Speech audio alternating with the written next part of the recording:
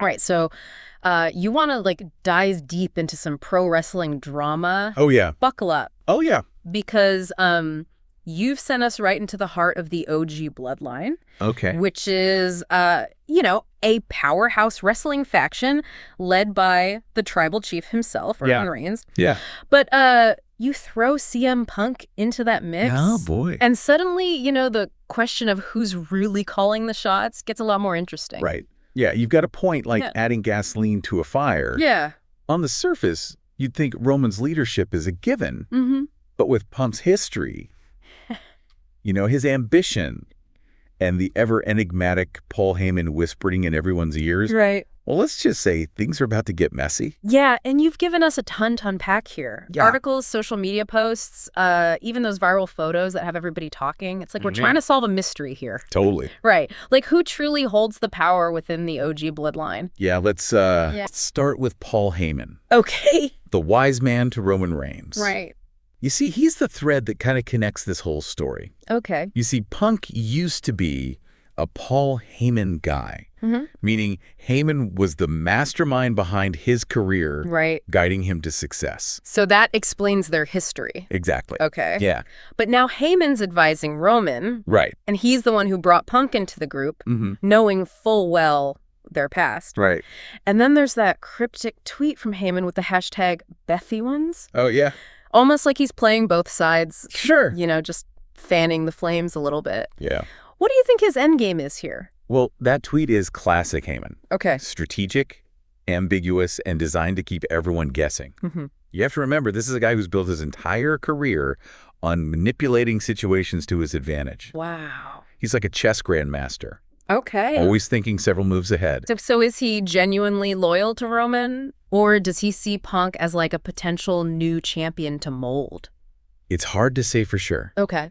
Heyman's loyalty has always been fluid. Right. He's aligned himself with whoever he believes will bring him the most power and influence. Right now, that seems to be Roman. Yeah. But if Punk proves to be a more valuable asset, Heyman wouldn't hesitate to switch sides. See, that's a chilling thought. Oh, yeah. Like, what would that do to Heyman's reputation in the long run? Perhaps. Yeah. But Heyman has always thrived on chaos. Okay. He's not afraid to burn bridges if it means advancing his own position. Wow. He's shown time and time again that he's willing to do whatever it takes to stay at the top of the game. All right. So we've got Heyman, as our potential puppet master. Right. Pulling the strings in the background. But what about Punk? He doesn't exactly have a reputation for following the rules. Right. And you pointed out his Instagram post after he joins the OG Bloodline where he says who booked this trip. Yeah. Not exactly a ringing endorsement of this team up. That post is vintage CM Punk. Okay. Direct, defiant, and always with an edge. Yeah. He's never been one to shy away from challenging authority. Right.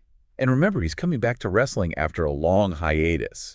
He's got something to prove. Yeah. He's not just going to be a background player in Roman's story. And he certainly didn't hold back with that photoshopped image of the group. Oh, yeah. Which he dubbed the Dangerous Alliance. It feels very deliberate. Right. Almost like he's trying to claim the Bloodline's legacy for himself. Okay. It's a power move, no doubt. Yeah. He's planting seeds. Okay. Suggesting that he's not just a member of the OG Bloodline. Right. He's the one who makes them dangerous. Yeah. And you have to consider his massive fan base. Sure. They're hungry for him to be at the top again. Yeah, so you've got Heyman potentially scheming. Right. Punk making his own plays for power. It's like a pressure cooker about to explode. Yeah. Where does this leave the Usos? Roman's cousins, who are core members of the Bloodline. Right. You mentioned some mixed signals coming from them. The Usos, Jay and Jimmy, are in a tough spot. Okay. Loyalty to family is paramount in the Bloodline. But at the same time, you've got those viral photos of them embracing Punk. Right. Jimmy even grinning with a fan right after Punk's return. Yeah. It's like they're intrigued by him. Interesting. Maybe even starting to see him as a potential leader. So what does that say about the family dynamic then? Are cracks starting to show in their loyalty to Roman? It's definitely something to keep an eye on. Okay. The Usos' reactions could be a sign of shifting tides within the Bloodline. Are they questioning Roman's leadership? Yeah. Are they drawn to Punk's charisma and star power? Right. Or are they simply trying to play both sides hedging their bets in this evolving power struggle. Okay. Remember, family ties can be strong. Yeah. But ambition and self-preservation are powerful motivators, too.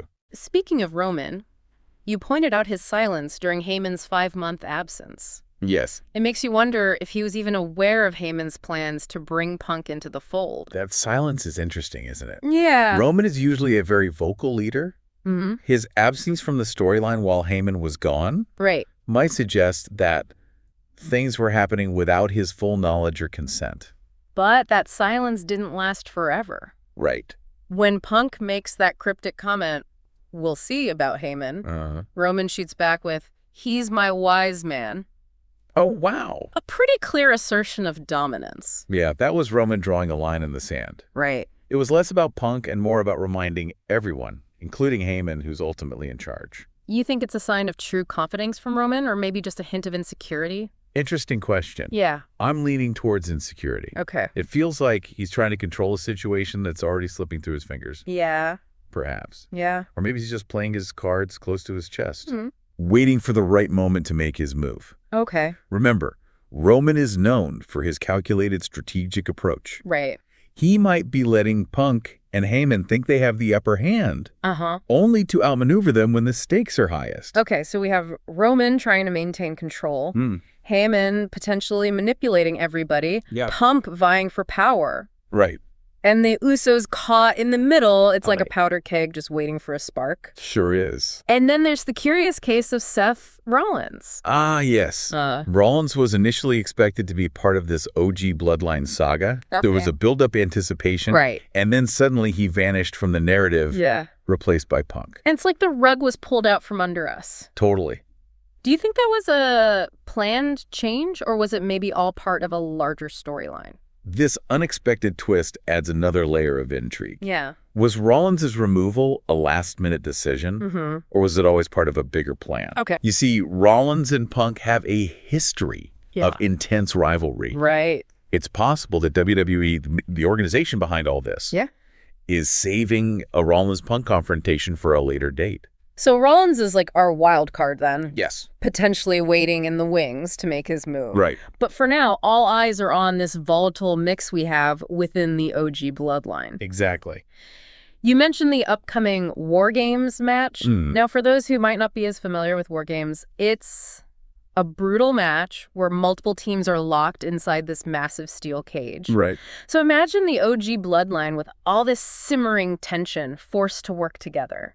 Oh, boy. You can bet things are going to get explosive. Yeah, no doubt about it. Right. Absolutely. Okay, so... It's a powder keg, all right?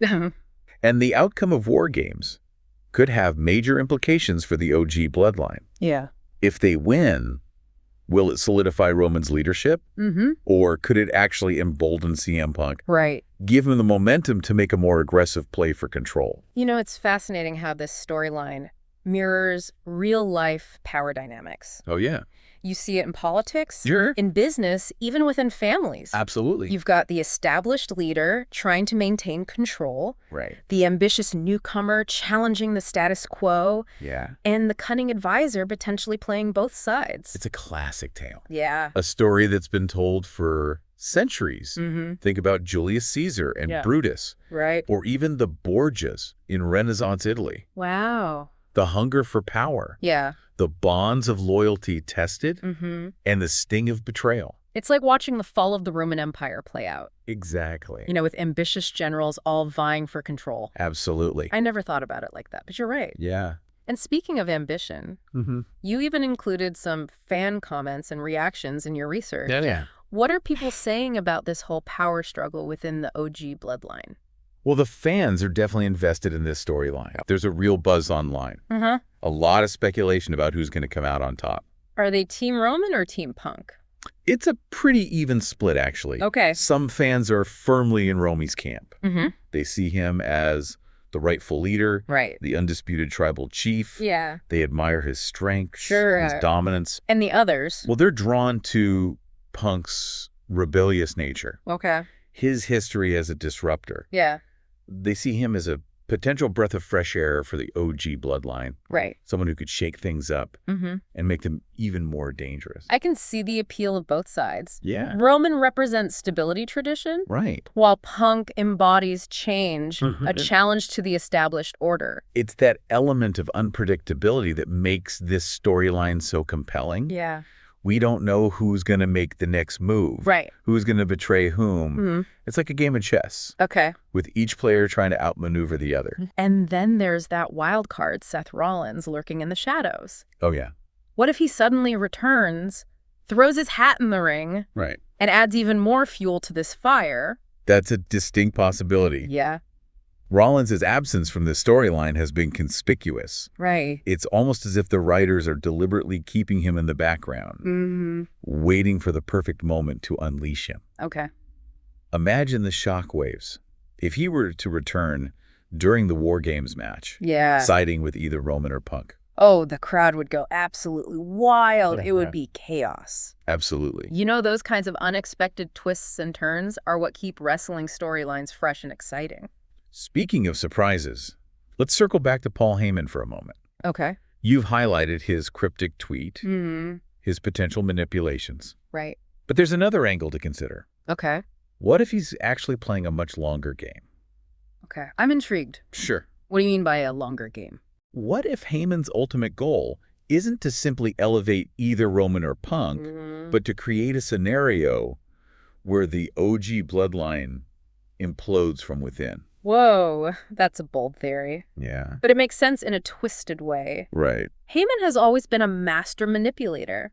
He thrives on chaos, on creating situations where he can control the narrative. Think back to his history. Sure. He's orchestrated the downfall of countless wrestlers and factions. Oh. He's a master at pitting people against each other. Right. Exploiting their weaknesses and turning their strengths against them. So you're saying he could be intentionally sowing discord within the OG bloodline? Possibly. Setting them on a path to self-destruction? Perhaps. But wouldn't that hurt him in the long run? Not necessarily. Okay. Imagine the drama, the intrigue. Yeah. If Heyman were to orchestrate a scenario where Roman and Punk completely destroy each other, right, leaving him standing as the ultimate power broker. Wow. He could then pick up the pieces, rebuild the bloodline in his image. Yeah. With himself as the true mastermind behind it all. That's a pretty Machiavellian strategy. Sure is. Do you really think he'd be willing to risk his relationship with Roman?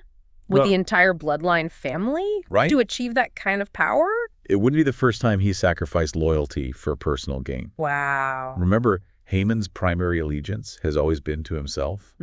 He's a survivor. Yeah. A master manipulator who's always looking out for number one.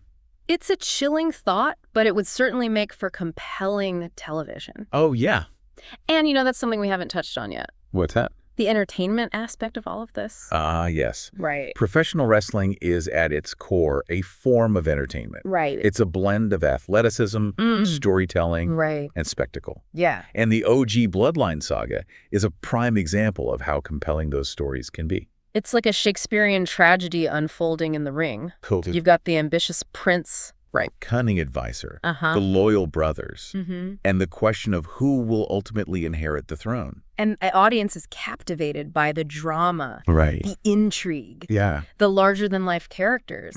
They invest emotionally in these storylines, cheering for their favorites, booing the villains, and eagerly anticipating each twist and turn. It's fascinating how wrestling can tap into these universal themes, ambition, loyalty, betrayal, and present them in such a dramatic and entertaining way. Absolutely. Yeah. And it's that blend of reality and fantasy, of athletic competition and theatrical storytelling that makes professional wrestling such a unique and enduring form of entertainment. But even with the entertainment aspect, there's a real-life dimension to all of this. Sure. You've mentioned the importance of family, of legacy within the OG bloodline. How might that factor into the power dynamics? Well, the bloodline is more than just a wrestling faction. Okay. It's a family dynasty. Right. A lineage that stretches back generations in the world of professional wrestling. Wow. That sense of family is both a source of strength and a potential weakness. How so? Well, I'm not sure I follow. on one hand, the shared bloodline creates a bond of loyalty and trust. Okay. The members are willing to fight for each other, Right. to protect their family name and honor their ancestors. It's a powerful force that can unite them against any outside threat. But you said it's also a weakness. Why? Because that loyalty can be exploited, get it? Especially by someone like Paul Heyman. Right. Who's a master at playing on people's emotions. Yeah. He could use the family dynamics to his advantage, pitting Roman against Punk, manipulating the Usos, all in the name of his own self-interest. So the very thing that makes the bloodline strong, their bond of family, could also be their undoing. Someone like Heyman is able to manipulate it to their advantage. Yeah. And that's what makes this storyline so compelling. It's not just about who's the strongest wrestler or who has the most charisma. It's about the complexities of human relationships. The interplay of ambition, loyalty, and betrayal. You've got ambition, loyalty, betrayal, and the very real possibility of a family being torn apart by power struggles. And the stakes are incredibly high. Yeah. The leadership of the OG Bloodline isn't just about bragging rights. It's about power, influence, and control over a significant portion of the wrestling world. The decisions made by Roman, Punk, Heyman, and the Usos will have repercussions that extend far beyond the ring. It's a fascinating case study in leadership ambition and the complexities of family dynamics. And it raises an important question for you to consider. Okay. What is true leadership? Yeah. Is it about brute force and dominance, as Roman seems to believe? Or is it about charisma, strategy, and the ability to inspire loyalty, as Punk might argue? That's a really thought-provoking question. Yeah. And it's not just relevant to wrestling, is it? No. We see these same dynamics play out in all aspects of life. Absolutely. Yeah. Think about the leaders you admire, the ones who inspire you. What qualities do they possess? Are they strong and decisive? Are they compassionate and empathetic? Are they cunning and strategic? It's all about finding the right balance, isn't it? Sure is. The best leaders possess a combination of those qualities, like adapting their approach to different situations and challenges. There's no one-size-fits-all formula for leadership. You hit the nail on the head. Leadership is about adaptability, about knowing when to lead with strength and when to inspire with vision. And you've given us a lot to consider with this deep dive into the OG Bloodline. Yeah. It's clear this group is at a crossroads with multiple paths forward. But as we've discussed, it all comes down to WarGames. Yeah, that match is going to be a crucible for everyone involved. It's a test of not only physical strength, but also loyalty and strategic cunning. Absolutely. You've talked about how the outcome could solidify Roman's leadership or embolden Punk. But what about the others? What about Heyman and the Usos? You're right. What could be in store for them? Let's consider Heyman first. Okay. If the OG Bloodline wins WarGames, but it's clear that Punk was the driving force behind that victory. Okay. It could weaken Roman's position. And give Heyman even more leverage. Okay. He could position himself as the kingmaker. The one who chose the right leader for the group. Interesting. So he benefits either way. Not so fast. Okay. A loss could be devastating for Heyman. Roman might see it as a sign of betrayal. As Heyman undermining his leadership by bringing Punk into the group. The Usos, fiercely loyal to Roman. Might also turn against Heyman, blaming him for the loss. So Heyman's walking a tightrope. He's playing a dangerous game. High rewards, but also huge risks. Exactly. And the Usos are in a similar predicament. They're torn between their loyalty to Roman and their growing respect for Punk. If they sense Roman is losing his grip on power, they might be tempted to side with Punk. Especially he can convince them that he's the better leader for the group. After all, survival often trumps loyalty, even within a family. It's like we're watching a Shakespearean drama play out in the ring. It is. Ambition, loyalty, betrayal, and the very real possibility of a family being torn apart by power struggles. You put it perfectly. And remember, this isn't just about personal ambition or family drama.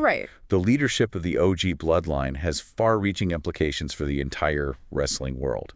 Titles, alliances, rivalries, everything could shift depending on who comes out on top. So you wanted to know who the real leader of the OG Bloodline is. Right. Well, the answer isn't so simple. As we've seen, it's a complex web of shifting alliances, personal agendas, and unpredictable outcomes. Absolutely. And that's what makes this whole storyline so captivating. Yeah. It's not just about who throws the best punch or delivers the most electrifying moves. Right. It's about the human drama that unfolds behind the scenes. WarGames might provide some clarity, but even then, who knows what twists and turns await? Exactly. We've uncovered so much in this deep dive. We have. Heyman's manipulations, Punk's ambition, the Usos' uncertainty, and Roman's quiet but fierce determination. You've definitely given us a lot to ponder. And remember, this is professional wrestling. Oh, yeah.